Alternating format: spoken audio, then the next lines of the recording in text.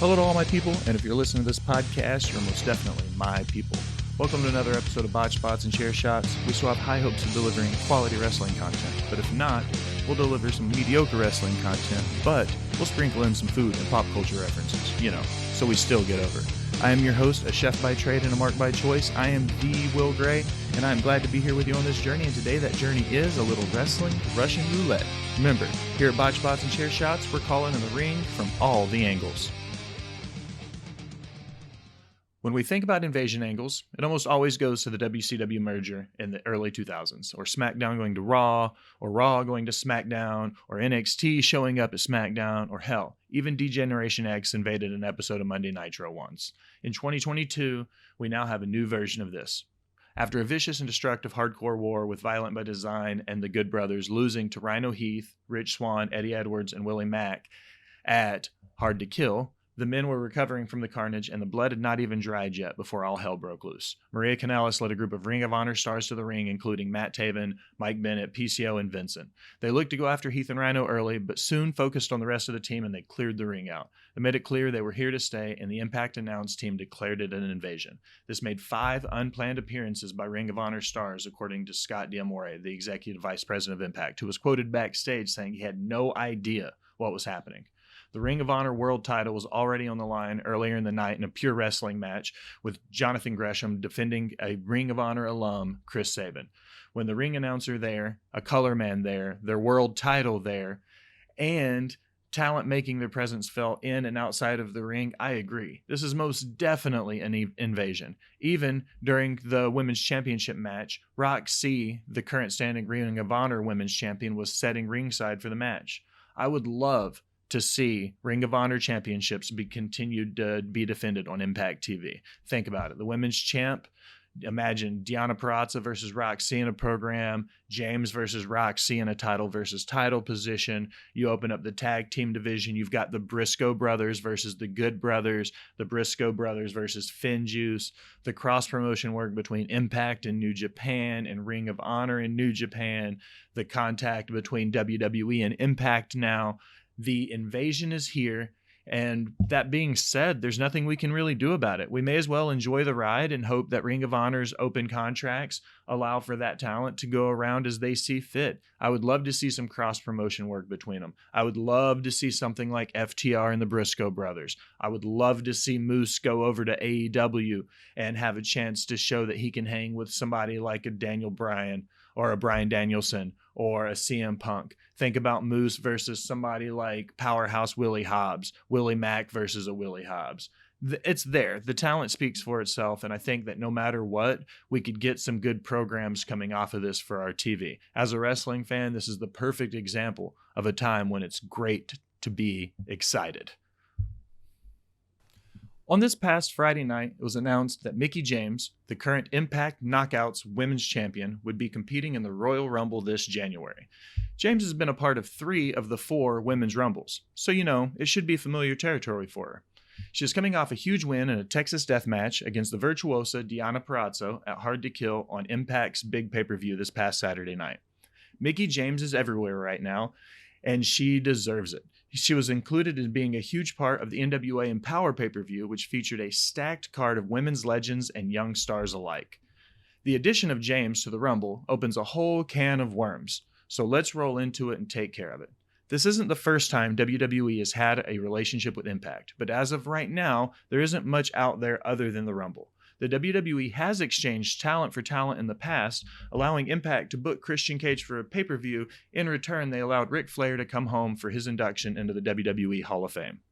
Scott D'Amore, the executive vice president of Impact, recently tweeted congratulating the WWE for walking through the forbidden door. It's a moniker that I'm not a huge fan of, but we can get into that later. Anyways, they walked right through the forbidden door, and since all we got right now is Mickie James in the Rumble, let's play a little fantasy booker for a minute and imagine if we could pick whatever matches we wanted. The sky's the limit. Here are just a few that we decided we wanted to see. Now imagine Willie Mack versus Bobby Lashley. Lashley, already a 4-time World Impact champion, so the history is there. He's got a past with the company. Then somebody that's young, and hungry that wants to impress like Willie Mack. Imagine him coming in a number one contenders, title contenders position where him and Bobby Lashley could battle back and forth. There's no way around it. That would be just a straight banger of a program to be a part of. Next, Roman Reigns versus a surprise here. I'm going to go with Eric Young. Eric's a friend of the show. He's been on Botch Spots and Share Shots of Time before, so always represent EY. Eric went on after the WWE to show he can achieve bigger and better things, winning multiple Impact World Championships. So it would be a coming of home for sorts to show that he can be the top heel of a company. So why not go after the top heel in the company? I feel like a Universal Championship program between Roman and Eric could be a long story told because they have tradition and their ability to work and talk both would lead it. Plus, you could see the Bloodline versus Violent by Design. Theoretically, nothing could go wrong there. Shinsuke Nakamura, the current standing Intercontinental Champion, versus Trey Miguel, the standing X Division Champion. Imagine the story that would be told between Nakamura strong style versus the high-flying speed of Miguel. Nothing would hit. I mean, everything would be fast, everything would be flying, strong strikes, big pops. It would be awesome. This match would sell out the Tokyo Dome. These styles together is what New Japan is all about, and it would be a great way to cross-brand kind of an IC versus X Division crossover, so I think that would be a stellar one to go with. Brock Lesnar versus Moose. What more can I say or do I need to say? Big champions, mat skills, big strikes. They both look like champions. They both work like champions. They both talk like champions. The two back-to-backs between Moose that he's had in his title defenses show you that he's a working champion. Brock Lesnar has no problems defending, so I think it would be like the rubber meets the road kind of between the two of them, and the story itself would tell itself. My big pick and my number one forever between Impact and WWE that I feel like needs to make happen is Deonna Purrazzo versus Becky Lynch. The Virtuosa and the Irish Lass Kicker. Big Time Bex versus the Female Belt Collector. The promos and shoots they would do and put together would tell the story for us. Their work in the ring would be next to none. Just the sheer simple fact that these two women right now are carrying their respective divisions on their back tell us that if we put them in the ring together at the same time, it would be pure gold. So, walking back through the forbidden door, who's to say any of these will ever actually happen? But as fans, we can always hope, and maybe someday we'll have a chance to see one of them. Okay, everybody. We recently reached out on Twitter for a few topics you wanted us to cover, so let's hit the ground running. Today, we're going to cover some stuff that we wanted to hear from you guys. Y'all gave us some suggestions. Y'all gave us your questions, so we're going to hit it going. Let's start with the first one. It comes from the boss bitch herself, Allison, at justagirl1918 on Twitter, and she wants to talk about the women getting a mid-card title. I 1000% agree. This is absolutely be the case. Let's be honest. WWE is only a little ways away from having an entire women's-only brand. They've already had a successful women's-only pay-per-view. The addition of a mid-card title makes absolute sense. If they consolidate the women's titles and had a champion touring the two main roster brands, allowing for them to have multiple angles at once, cross-brand altercations, it would lessen the oversaturation of the division and allow for a mid-card title to fall into place to allow for growth and development, kind of the way the IC or US titles have done for the men's division.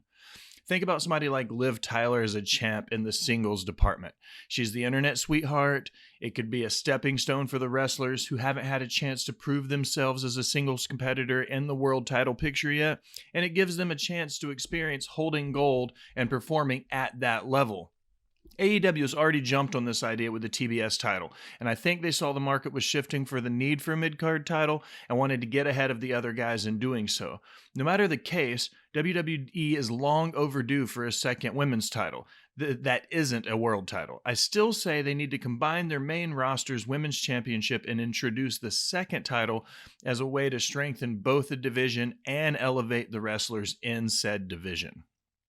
Our boy Bama Dave over at Bammer Slammer says that Tony Khan is too close to the talent and needs to bring in an outside booker to manage the booking of the men's and women's division. The fear is that TK is too invested as a fan to truly be objective and tell stories that would generate higher ratings. Dave, I completely agree. I think the best thing for AEW would be to get a booker to come in and lead the creative and get it out of the hands of the EVPs. If we look at it as two separate people writing two separate divisions, then it allows for them to focus on their half of the pie entirely and not split time to fill other time slots. This two-headed dragon leading creative would ultimately lead to the bickering on who deserves what TV time. This would have to default to TK, but overall I think it would make sense, especially with the amount of talent being signed by AEW. Now let's play fantasy wrestling now. If I had to pick someone to take these positions within said company, I will probably start with the male side. From a personal perspective, I would be a heavy favorite to have a Jim Cornette or an Eric Bischoff come in and write for AEW. Here's why. They both have experience with the other guy from inside and outside the doors of the headquarters. They both had rival promotions and have both had success as writers and the heads of creative. Cornette, however, has massive red flags with his extreme view on politics and his relentless need to always be right. Not that I'm not a fan, but I feel like it's his way or nothing mentality that could be an issue with as many vice presidents as AEW has, not ECW. Paulie Dangerously's a saint. Bischoff, however, has a long history with Turner with his previous stint in WCW. He is the man who beat Vince for the first time for 83 weeks. So why not see if lightning can strike twice? He does have a huge cult following like Cornette and would definitely move the needle in regards to just a name alone. On the female side, I feel like reaching out to a Mickie James or a Trish Stratus, a woman who can work, who has coached, and who has a rich history in the business. I feel like both of these women adjusted well in the roles outside of the ring influencers on young talent, and with them both being champions multiple times over, they understand the necessity of a good story to tell. Another question comes in from the WrestleBread podcast on Twitter was if someone were to start a promotion today and you could sign any 5 superstars, who would they be, male and female? On the male side of things, Braun Breaker, because he's young, he's hungry, family history inside the business. He would be a terrific world champion. Until he's ready, he's going to be a force in the men's division. Roman Reigns, tribal chief, historic run as champion. He can talk, he can work, he can be a babyface when he needs to, and he looks like a champion is supposed to look. MJF, for the same reason as Braun Breaker. He's young, he's hungry, he has the ability to make you love to hate him. He's fundamentally sound, and he has the ability to elevate his opponents in the ring. He's the future of heel wrestling and modern wrestling. FTR, they're the best tag team currently wrestling and have a pedigree to show for it. The record speaks for itself. Yes, it's a tag team, but it still fits in the 5-person restrictions because, come on, you have to have a good tag team. They've held gold everywhere they've ever been. They're champions inside the ring and out. They can work, they can talk. With somebody like Tully beside them, FTR is solid gold. My curveball in the men's division is Nick Aldis. You probably didn't see it coming, but he's a technician in the ring. He can work with young guys. He understands what it means to be a force and the face of a franchise. He can lead a locker room. He also spent 1,043 days holding and defending the 10 pounds of gold, including helping reshape the NWA during the pandemic. He is hands down the most underrated wrestler in 2020. The 2020s, rather. Okay, for my women, Bianca Belair. She's got charisma. She's the champion. She's the EST of WWE. Hands down, one of the best live performers in the business right now. Liv Morgan, talented worker, fan favorite. She can talk. She's relatable because she's always kind of been the underdog. I feel like she's got that next push behind her. I feel like Candice LeRae's in there. She's, in my opinion, the best female wrestler in the Gargano family. She's held tag team gold in a men's division by herself. She can work, she can talk, she can run the gauntlet. Plus, we know she likes to get juice because she has no problems bleeding. She is the all-around person. Let's get her out, let's get her back and see where she goes in NXT, but I think she is solid stable. Thunder Rosa. She has drive. She has dedication. She's held championships pretty much everywhere she's ever been. She can work. She can talk. She checks all of our boxes. So that's another solid pick. Deonna Purrazzo, the Virtuosa. She is a female belt collector, and she deserves the title as such. She's been in the NWA. She's been in AEW. She's been in Impact and TNA. She's been all over the world, and she's done nothing but show how she's one of the best workers in the business. Honorable mentions go to Hikaru Shida, Io Shirai, Britt Baker, and Sasha Banks.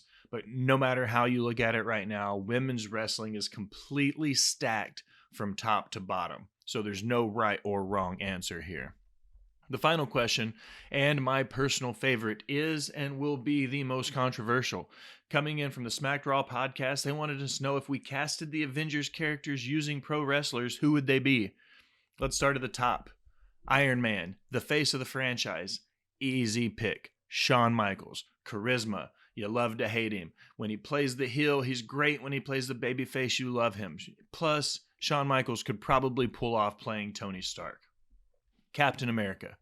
Another easy pick. Hulk Hogan. But 1991, winning the Royal Rumble, red and gold, eat your vitamins, Hulkster. The Hulkamaniac Hulk Hogan. Obvious Captain America. The Incredible Hulk. Andre the Giant. He's a big brute. He smashes things. Come on. That's an easy pick. Thor. Triple H. Come on, follow me here for a second. He's powerful. Sometimes too powerful for his own good. He can lead, but kind of chooses to do his own thing most of the time. He interjects where he's needed. Kind of like Triple A as WWE champion. Spider-Man. Let's go with Sammy Guevara. He's young, he's flashy, he's already in love with trying to be Iron Man, aka Shawn Michaels, so it's an obvious fit. Ant-Man. This is where it gets weird, guys. Hornswoggle when he's the tiny little Ant-Man, but when he becomes the huge Ant-Man, he should be Otis. But when he's normal-sized, he should just be Paul Rudd and just confuse the hell out of everybody. Black Widow. Natalya.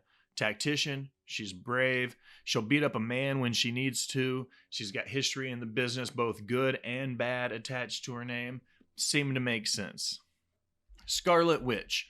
That's Britt Baker, DMD. Here's why. She's more powerful than she realizes. She doesn't understand the power she really has, but when she gets down to it, she's probably the best female Avenger that's out there right now. Vision, Dustin Rhodes.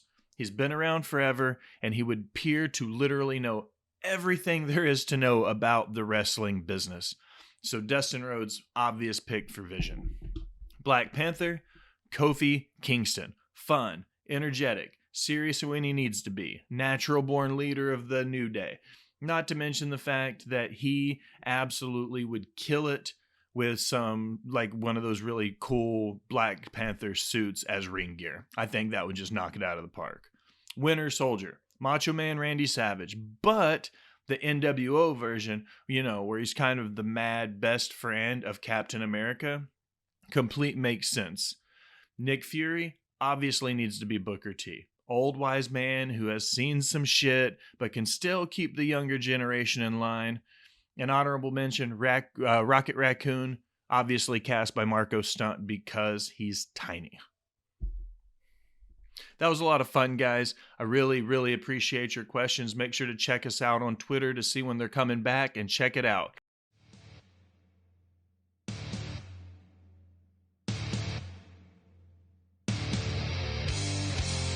Now, as we close another episode of Botch Spots and Chair Shots, I'd like to take a minute and thank you for listening.